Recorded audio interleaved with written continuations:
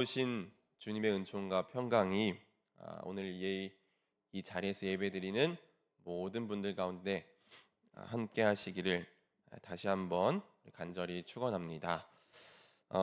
출래불사춘이라는 말 들어보셨나요? 네, 문자적 의미로 봄이 와도 봄처럼 느끼지 못한다라는 그런 말입니다. 어제 난데없이 대설주의보가 내렸습니다. 저희 교회 주변은 그래도 이렇게 많이 오진 않았는데 다른 지역들은 눈이 참 많이 내렸다고 합니다. 내일이 춘분인데 이 춘분을 앞두고 있는데 대설주의보가 내리다니, 살다 보니 여러분 별일이 다 있으시죠? 네. 저도 이제 좀 목폴라티를 벗어야겠다 했는데 다시 꺼내 입었습니다. 눈이 많이 내렸지만 다행히도 이게 봄눈이라서 금방 녹았습니다. 이제 내일이면 춘분입니다. 벌써 이 제주에서는 유채꽃이 만개했다고 합니다. 제가 길을 가다가 보니까 벌써 철쭉들의 가지에 새싹이 이파리들이 이렇게 돋아나 있고, 또 어떤 것들은 꽃봉오리가 맺혀갖고 이제 곧 있으면 꽃이 필 것 같았습니다. 창조주 하나님이 다스리시는 세계는 언제나 이 하나님이 만드신 창조 질서에 따라서 움직이기 마련입니다. 아무리 강한 눈보라가 칠지라도 어김없이 봄은 오게 되어 있습니다. 이것은 우리가 처한 상황과도 같습니다.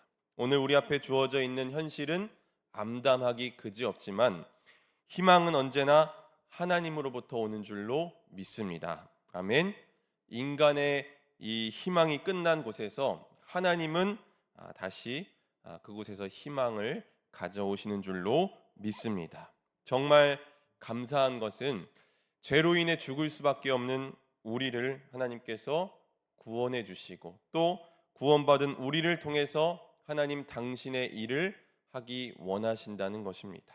하나님은 바로 우리를 통해서 이 땅에 봄이 오도록 하십니다. 저와 여러분을 통해서 우리 주변이 생명력 넘치는 삶으로 바뀌어가고, 또 우리가 누군가를 따뜻하게 품어 안을 때 하나님의 은총의 햇살이 우리 안에 가득하게 넘칠 줄로 믿습니다. 아멘. 그런 의미에서 옆 사람에게 한번 이렇게 고백해 보겠습니다. 당신은 나의 봄입니다. 네, 앞뒤 사람에게도 해보세요. 당신은 나의 봄입니다. 네. 저와 여러분이 얼어붙은 이 땅에 봄을 가져오는 그런 사람들이 되었으면 좋겠습니다. 오늘은 사사기 책을 통해서 말씀을 통해서 은혜를 나누고자 하는데요. 먼저 이 사사기는 어떤 책인지 간략히 이야기를 좀 나누고 시작해 보겠습니다. 사사기 1장 1절의 첫 머리는 여호수아가 죽은 후에라고 하면서 시작을 합니다. 그리고 오늘 우리가 읽은 사사기의 유명한 구절, 사사기 마지막 장 21장 25절 마지막 절에 맺는 말은 이렇습니다. 여기 다시 한번 읽어보겠습니다. 시작. 그때에 이스라엘에 왕이 없으므로 사람이 각기 자기의 소견에 오른 대로 행하였더라. 네. 첫 머리에서는 여호수아가 죽은 이후, 그러니까 여호수아의 지도력이 사라지고 난 이후의 이야기를 보여주고, 이후에는 이제 이 사사기가 지나서, 이 사사 시대가 지나서 사무엘에 가면 왕정 시대에 들어가잖아요.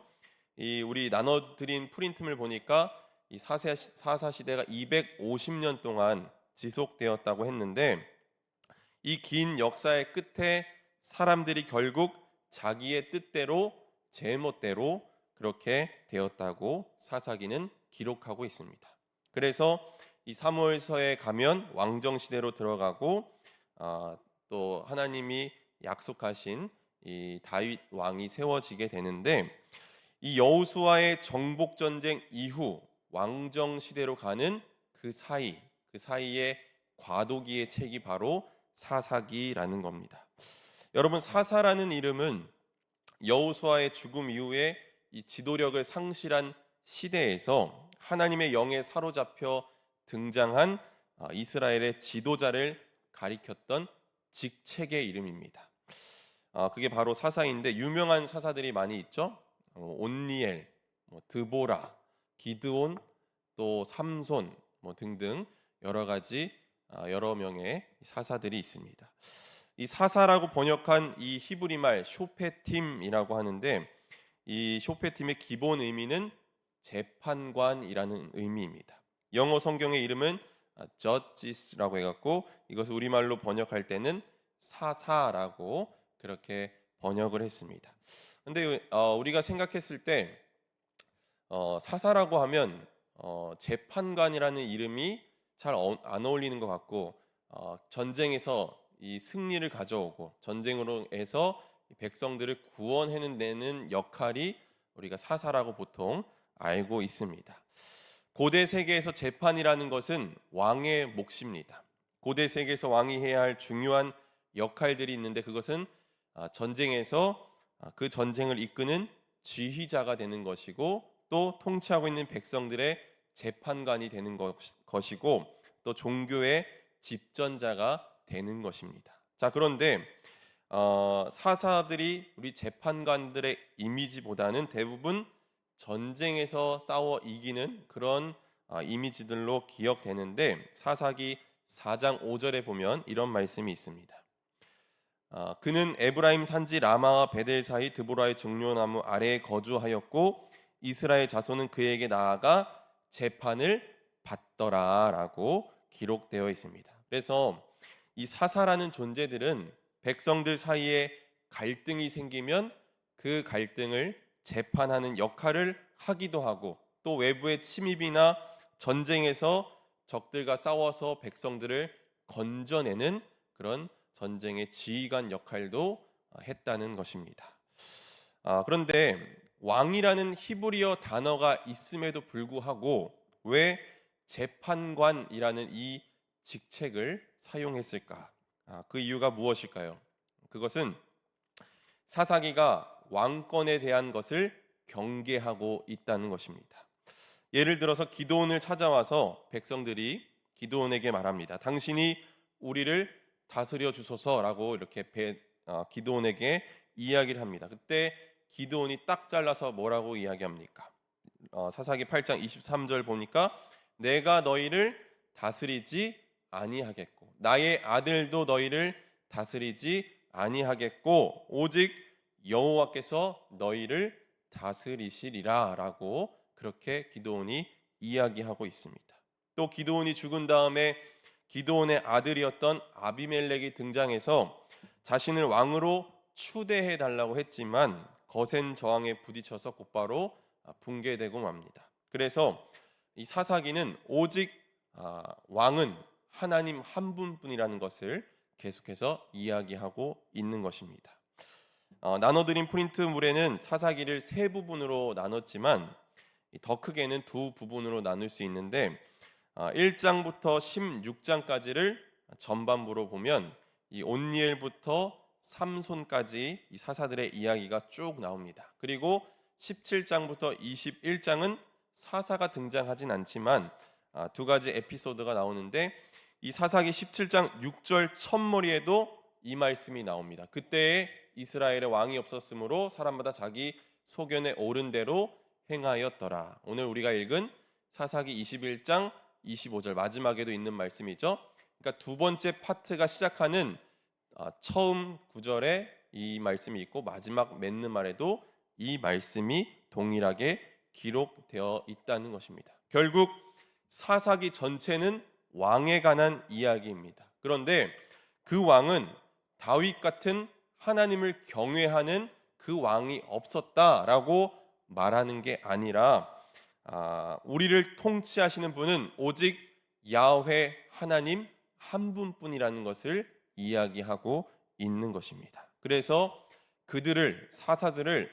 사사를 그들을 왕이라고 하지 않고 재판관, 사사라고 그렇게 불렀던 것입니다. 사사기는 끊임없이 이스라엘 백성들을 다스릴 분은 오직 야훼 한 분이라는 것을 강조하고 있습니다. 자, 여호수아에서 아이성 전투를 제외하곤 이 여호수아의 정복 전쟁에 실패가 없었습니다. 실패는 딱 이 아이성 전투 하나입니다. 모든 것은 하나님의 도우심으로 말미암아 이 여호수아가 이 정복 전쟁에서 승리를 거뒀다고 몇 차례에 걸쳐서 기록하고 있습니다. 이 대승을 거두고 나서 12지파에게 땅을 분배해 줍니다. 하지만 그 땅에는 여전히 원주민들이 살고 있었습니다. 그래서 이스라엘 백성들은 싸움을 통해서 그 땅을 차지해서 거기에서 이제 삶의 터전을 이루기도 했지만 원주민들을 그대로 두고 함께 살기도 했습니다. 왜냐하면 그 땅에 워낙 강한 무기들, 철기 문화가 이미 가나안 땅에 형성돼 있었기 때문에 강한 무기를 가지고 있으면 그 땅을 빼앗지 못하고 슬쩍 변방에 터를 잡고 살기도 한 겁니다. 그 이야기가 바로 이 사사기 1장부터 나옵니다. 지파들이 정복 전쟁을 벌이는데 유다 지파가 먼저 올라가서 가나안 족속과 브리스 족속과 싸웠고 또 예루살렘과 헤브론을 점령한 이야기가 나옵니다. 그런데 1장 19절에 이런 말씀이 나옵니다. 우리 한번 같이 읽어보도록 하겠습니다. 시작. 여호와께서 유다와 함께 계셨으므로 그가 산지 주민을 쫓아내었으나 골짜기의 주민들은 철병거가 있으므로 그들을 쫓아내지 못하였으며 여호와께서 유다 지파와 함께 하셔서 산지에 있는 주민들은 쫓아냈지만 골짜기에 있는 사람들, 즉 물이 흐르는 곳에 있는 사람들에겐 뭐가 있어서 철병거가 있어서 그들을 쫓아내지 못했다라고 그렇게 말합니다. 여러분, 산지는 사람들이 많이 살지 않는 척박한 땅을 말합니다. 그런데 골짜기는 물이 흐르기 때문에 사람들이 거기에 터를 잡고 농사를 짓고 또 유목생활도 하면서 그렇게 지내는 곳입니다.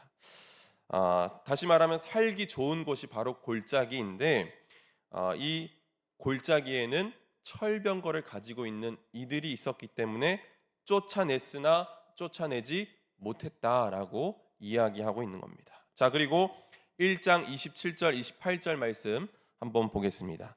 므낫세 지파가 정복 전쟁을 벌였는데 이 므낫세 지파가 27절 마지막에 보니까 주민들을 쫓아내지 못함에 가나안 족속이 결심하고 그 땅에 거주하였더니 이스라엘이 강성한 후에야 가나안 족속에게 노역을 시켰고 다 쫓아내지 아니하였더라라고 기록하고 있습니다. 이게 중요합니다. 좀 전에 유다 지파처럼 므낫세 지파도 쫓아내지 못했다라고 말했는데 28절에 보니까 어떻게 했대요? 쫓아내지 아니하였더라. 쫓아내지 못함과 쫓아내지 않음, 이 두 가지 사이는 아주 큰 차이가 있죠, 여러분. 이 둘 사이에 아주 큰 차이가 있는데 가나안 땅에 들어가 보니까 다 그렇진 않았지만 어떤 곳은 철병거를 가지고 있고 그들이 강력하다 보니까 이스라엘 백성들이 힘이 없어서 원주민들을 쫓아내지 못했다는 겁니다.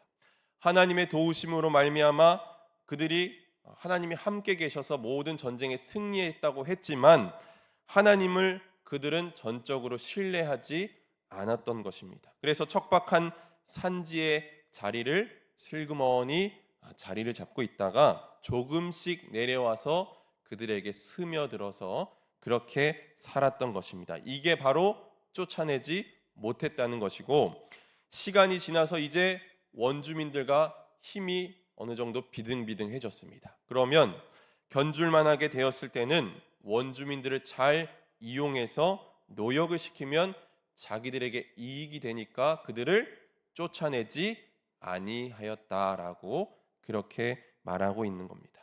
쫓아내지 못함과 쫓아내지 아니함, 이 두 가지 모두 안타까운 일입니다. 쫓아내지 못한 것은 내가 힘이 없어서이고 쫓아내지 않은 것은 나에게 그게 유익할 것이라고 생각했기 때문입니다. 그런데 여러분, 오늘 우리의 신앙생활도 이와 비슷합니다. 우리에게 문제를 해결할 수 없는 능력이 없고, 또 아쉬울 때는 주님의 이름을 우리가 그렇게 붙들고 부르짖으며 기도합니다. 그러다가 문제가 지나가고 내가 힘이 있다고 생각될 때에는 하나님을 거들떠 보지도 않는 게 바로 오늘 우리의 모습 아닙니까? 아쉬울 게 하나 없을 때는 하나님이 원하시는 대로가 아니라 나 좋을 대로만 행동하는 게 바로 오늘 우리의 모습이라는 것입니다. 우리 안에 있는 죄악들이 내게 좋다고 여겨서 쫓아내지 않고 그것을 통해서 내게 어떤 유익이 있을까 허황된 꿈을 꿀 때가 얼마나 많은지 이 시간 돌아보기 원합니다. 그런데 하나님이 그 이방인을 쫓아내라고 하신 그 까닭이 무엇입니까? 바로 그들의 풍속에 물들어갈 것을 경고하신 것입니다. 사사기 2장 2절 말씀 보니까 너희는 이 땅의 주민과 언약을 맺지 말며 그들의 제단들을 헐라하였거늘 너희가 내 목소리를 듣지 아니하였으니 어찌하여 그리하였느냐라고 하나님께서 말씀하셨습니다. 그들과 언약을 맺고 그들의 제단을 헐지 않았다는 것은 그들의 풍속에 물들기로 작정했다는 것입니다. 여러분, 10계명 제1계명이 무엇입니까? 너는 나 외에 다른 신들을 내게 두지 말라. 출애굽기 20장 3절 말씀, 분명히 하나님께서 이 출애굽해서 광야에서 그들과 언약을 맺으실 때 맺고 나서 그들에게 주신 말씀입니다. 여기서 나는 야훼 하나님입니다. 여러분, 이 하나님이 어떤 분이십니까? 제가 지난번 이 출애굽기 말씀을 전할 때도 하나님이 어떤 분이신지 말씀을 드렸었는데, 하나님은 그 애굽 땅에서 고통받고 그 땅에서 절망하고 있는 그 사람들의 신음 소리를 들으시고 기억하시는 하나님. 그래서 그들의 삶 가운데 개입하시는 분이 바로 야훼 하나님이라고 말씀드렸습니다. 하나님은 그들의 고통받는 모습을 안타까워하시고 그들을 기억하시는 분이십니다. 그게 바로 히브리의 하나님, 약자들의 하나님입니다. 그런데 다른 신들은 대개 힘 있는 사람들의 편입니다. 고대 세계에서 신들은 강자들의 힘의 논리에 힘을 실어주고 그들을 도와주는 게 다른 이 신들의 특징이었습니다. 결국 이들을 쫓아내지 않고 살다 보면 나도 모르는 사이에 이 강자들의 논리에 편승하게 된다는 것입니다. 이 논리에 따르면 자기들의 이익을 따르는 게 맞기 때문에 늘 사람들의 생명을 함부로 대하게 됩니다. 이것은 하나님이 원하시는 모습이 아니라는 거죠. 오늘 우리의 삶에서도 우리를 사로잡고 있는 세상의 가치관들을 쫓아내지 않으면 우리의 영혼도 다른 신들에게 속박될 수밖에 없습니다. 예수 그리스도의 능력에 힘입어서 아주 단호하게 쫓아내야만 합니다. 오늘 나를 사로잡고 있는 이 세상적 가치관들을 내가 쫓아내지 못하고 있지는 않은지, 아니면 일부러 내게 도움이 되기 때문에 쫓아내지 않고 있는지 오늘 우리의 삶을 돌아봤으면 좋겠습니다. 이스라엘 백성들이 그 땅의 원주민들과 언약을 맺고 그들의 제단을 헐지 않자 결국 우상 숭배를 하는 죄를 범하게 됩니다. 사사기 2장 11절 말씀, 이스라엘 자손이 여호와의 목전에 악을 행하여 바알들을 섬기며, 12절 말씀 함께 같이 읽어보겠습니다. 시작.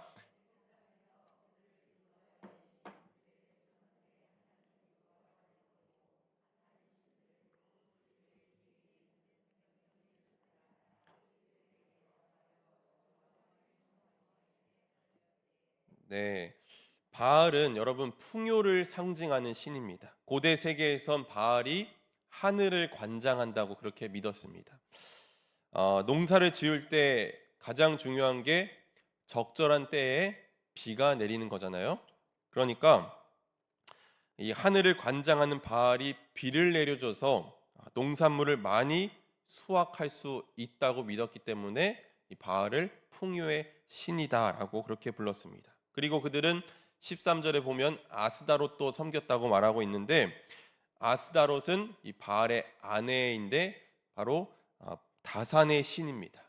유목민들에게 가축들, 뭐 염소나 양, 또 소 이런 가축들을 키울 때 중요한 것은 새끼를 많이 낳는 것입니다. 그러면 그들이 부자가 되는 겁니다.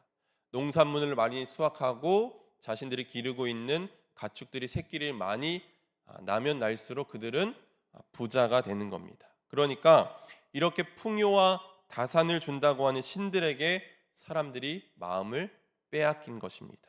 결국 자기의 욕망을 쫓아가는 이들은 하나님을 버리고 자기의 욕망을 강화할 수 있는 신들 앞에 머리를 조아린다는 겁니다. 욕망을 쫓아가는 자들의 삶은 이웃과 함께할 수 없습니다. 왜냐하면 이웃은 언제나 나의 경쟁 대상이기 때문입니다. 하지만 하나님은 우리에게 나와 너 사이를 그리스도의 사랑으로 묶으셔서 우리가 서로를 배려하고 서로를 사랑하며 살게 하셨습니다. 우리가 이것을 잊어서는 안 됩니다.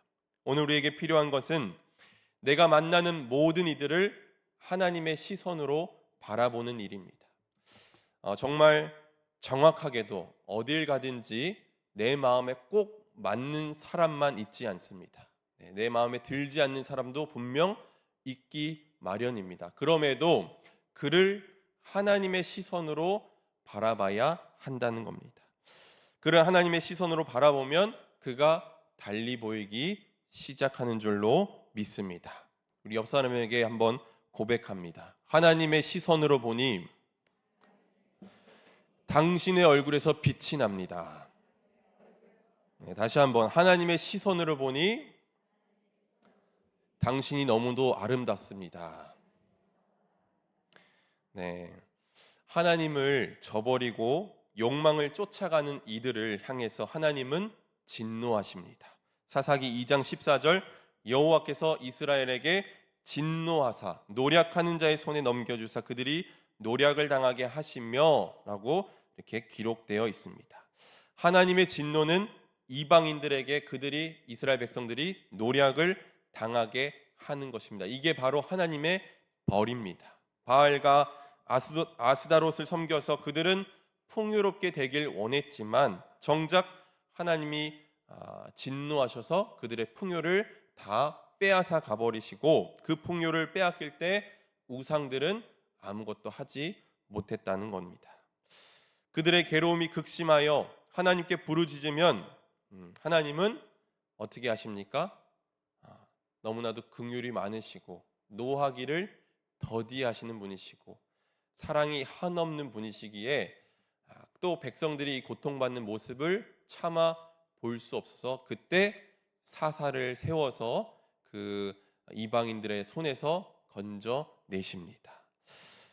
그래서 하나님의 영에 사로잡힌 사사들이 이 등장해서 그 백성들을 구원합니다. 그런데 2장 17절에 이렇게 또 이야기합니다. 같이 한번 읽어보겠습니다. 시작. 그들이 그 사사들에게도 순종하지 아니하고 오히려 다른 신들을 따라가 음행하며 그들에게 절하고 여호와의 명령을 순종하던 그들의 조상들이 행하던 길에서 속히 치우쳐 떠나서 그와 같이 행하지 아니하였더라.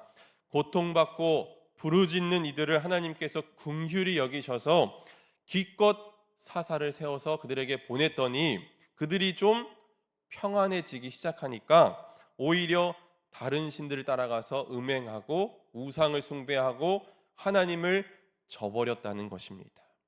그러면 하나님은 또 그 죄를 그냥 넘어가시는 법이 없습니다. 반드시 하나님은 그 죄에 대한 대가를 치르게 하십니다. 그래서 그들에게 진노하셔서 벌을 내리시고 재앙을 내리십니다. 그러면 또 그들이 어떻게 해요? 또 아프다고 부르짖는 겁니다. 또 하나님 도와달라고 그렇게 부르짖습니다. 그러면 하나님이 어떻게 하십니까? 다시 사사를 세우십니다. 그런데 2장 19절 말씀 보니까 그 사사가 죽은 후에는 그들이 돌이켜 그들의 조상들보다 더욱 타락하여 다른 신들을 따라 섬기며 그들에게 절하고 그들의 행위와 패역한 길을 그치지 아니하였으므로라고 기록하고 있습니다. 여러분 답답하시죠? 네, 속이 막 부글부글 끓으십니까? 네, 이게 바로 오늘 우리의 모습이라는 겁니다. 내가 평안할 때는 하나님을 저버리고 세상의 가치관에 사로잡혀서 내 힘만을 의지하고 내 뜻대로 행하고 내 소견에 옳은 대로 행하다가도 내가 힘들고 어려울 때면 하나님께 부르짖고 아프다고 소리치고 살려달라고 하는 게 오늘 우리의 모습 아닙니까? 하나님의 은혜를 아주 값싼 은혜로, 싸구려 은혜로 만들고 있는 게 바로 오늘 우리의 모습 아닙니까? 앞서 말씀드린 내용들이 사사기 안에서 계속해서 반복됩니다. 이스라엘 백성들이 악행을 저지르면 죄에 대해서 하나님이 심판하시고 또 이방인들을 들어서 그들에게 벌을 내리시고, 그러면 백성들이 다시 아프다고 힘들다고 하나님께 부르짖으면 하나님이 사사를 통해서 그들을 구원하시고 그 땅에 다시 평안이 찾아오면 이스라엘 백성들이 다시 죄를 짓는 이 패턴이 사사기 1장부터 이 16장까지 계속해서 반복되어 나오는 것을 우리가 알 수 있습니다. 결국 이런 반복되는 패턴을 통해서 말하고자 하는 게 무엇인가? 바로 주인공은 사사가 아니라 오직 야훼 하나님뿐이라는 것입니다. 이 반복되는 패턴이 주를 이루면서 이 사사 이야기가 16장까지 나오고 17장부터 마지막 21장까지는 사사가 등장하지 않지만 두 가지 에피소드를 다룹니다. 그런데 모두 그 중심에 레위인이 있고 단과 베냐민 지파가 연루돼서 이 지파들의 이 공동체의 이기주의를 보여줍니다. 하나님을 기업으로 삼은 이 레위인이, 지파인 레위인이 처참히 무너지고 흐트러지는 모습은 하나님의 율법, 즉 하나님의 말씀이라는 삶의 기준이 무너진 시대의 실상이 이렇다는 것을 보여주고 있는 것입니다. 올바른 기준이 없는 세상, 하나님의 말씀이 기준이 되지 못하는 세상은 힘과 세력이 기준이 되고 욕망을 쫓는 이들이 기준이 되고 그 와중에 힘없는 약자의 삶은 완전히 짓밟히는 이 처참한 현실을 이 사사기가 오늘 우리에게 보여주고 있습니다. 그러므로 이 사사기는 땅이라는 이 현실적 상황 앞에서 하나님의 말씀이 사라진 그 시대의 실상을 드러내 보입니다. 말씀을 따르는 삶이 없는 이 땅 저면은, 말씀이 없는 삶을 우리가 살아간다면 그게 얼마나 허황된 일인지를 보여주고 있다는 것입니다. 오늘 제가 정한 제목, 그때에 왕이 없었다라는 이 말은 진정한 왕이신 야훼 하나님께 순종하지 않고 하나님의 말씀을 따르지 않는 이 세태를 고발하고 있는 것입니다.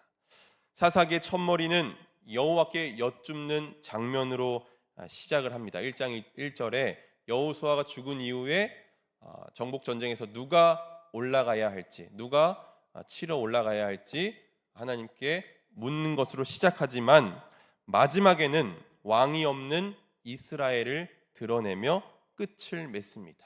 그들에게 없는 것은 인간의 왕이 아니라 왕이신 하나님입니다. 결국 그들은 후에 그 땅에서 자신들도 그 땅에서 쫓겨나게 되는 것을 우리가 알 수 있습니다. 하나님의 말씀을 따르지 않으면 나라도 없다는 것입니다. 오늘 우리는 하나님을 진정한 왕으로 삼고 살고 있습니까? 현실이 제 아무리 암담할지라도 하나님의 뜻은 어김없이 이루어질 줄로 믿습니다. 이것을 확신하며 나아갈 때 우리는 우리 앞에 있는 이 시대적 우울과 절망을 극복해 갈 수 있습니다. 우리가 죄악 가운데 있을 때 하나님은 우리를 꾸짖기도 하시지만 그분의 한없는 사랑으로 허물 많은 우리를 있는 그대로 받아들여 주시는 분이십니다. 하나님의 이 한없는 사랑에 대한 신뢰야말로 믿음입니다. 그 하나님을 왕으로 모신 사람들은 바로 이 하나님에 대한 이 신뢰를 가지고, 하나님의 이 사랑에 대한 신뢰를 가지고 살아가기 때문에 어떤 어려움 앞에서도, 어떤 일을 만나도 낙심하지 않을 수 있습니다. 바울은 그래서 이렇게 말합니다. 고린도후서 4장 8절 9절에서 우리가 사방으로 우겨쌈을 당하여도 쌓이지 아니하며 답답한 일을 당하여도 낙심하지 아니하며 박해를 받아도 버림받지 아니하며 거꾸로 뜨림을 당하여도 망하지 아니하고라고 그렇게 고백하고 있습니다. 이런 사람을 누가 당해낼 수 있겠습니까? 이게 바로 하나님을 진정한 왕으로 모신 사람들의 모습입니다. 또한 하나님을 왕으로 모신 사람들은 자기 욕망을 따라 살지 않고 진정으로 이웃을 사랑하며 살아갑니다. 사랑이라는 이름으로 자기 욕망을 강제하는 것이 아니라 그가 자기의 삶을 있는 그대로 잘 살아갈 수 있도록 옆에서 그를 끝까지 돕는 사람들입니다. 저와 여러분이 이런 사람들이 되었으면 좋겠습니다. 사랑한다면 누군가의 품이 되어주고 누군가가 와서 기댈 수 있는 언덕이 되어 주어야 합니다. 제가 지난번에 우리 임명수 권사님 장례 예배 때도 잠깐 말씀드렸는데 어머님들 특별히 저희보다 저 이전 시대를 살아갔던 어머님들의 모습이 아랫목과 같지 않을까라는 그런 생각을 해봤던 적이 있었는데, 여러분 아랫목은 아궁이에서 가까운 온돌방에 아랫목이 있잖아요. 그 아랫목이 어디를 아랫목이라고 하죠? 이 아궁이에서 가까운 쪽, 그쪽을 아랫목이라고 하는데, 아랫목에는 보통 추운 겨울날 어린 자녀들을 거기다 두기도 하고, 또 늦게 돌아오시는 아버지나 우리 자녀들이 따뜻한 밥 한 끼 먹을 수 있도록 고봉밥에 담아서 이불을 탁 덮어갖고 이렇게 아랫목에 두기도 했습니다. 저도 할머니 집에서 그 아랫목을 경험해 보기도 했는데, 정말 우리가 누군가를 사랑한다면 누군가의 아랫목이 되어줄 수 있는 사람이 되었으면 좋겠습니다. 누군가를 따뜻하게 품어주고, 비록 그가 내 마음에 들지 않을지라도 하나님의 시선으로 그를 바라보고 품어 안을 수 있는 그런 마음의 넉넉함이 있으면 좋겠습니다. 마지막으로 야훼 하나님께서 연약한 자들의 신음소리에 귀 기울이시고 그들에게 고통이 많으셨던 것처럼 하나님을 왕으로 모신 사람은 그분의 손과 발이 되어서 지금 고통받고 있고 어려움을 당하고 있는 이들의 손을 붙들어서 그들을 다시금 일으켜 세워주고 그들의 어려움을 덜어줄 수 있도록 노력하는 이들입니다.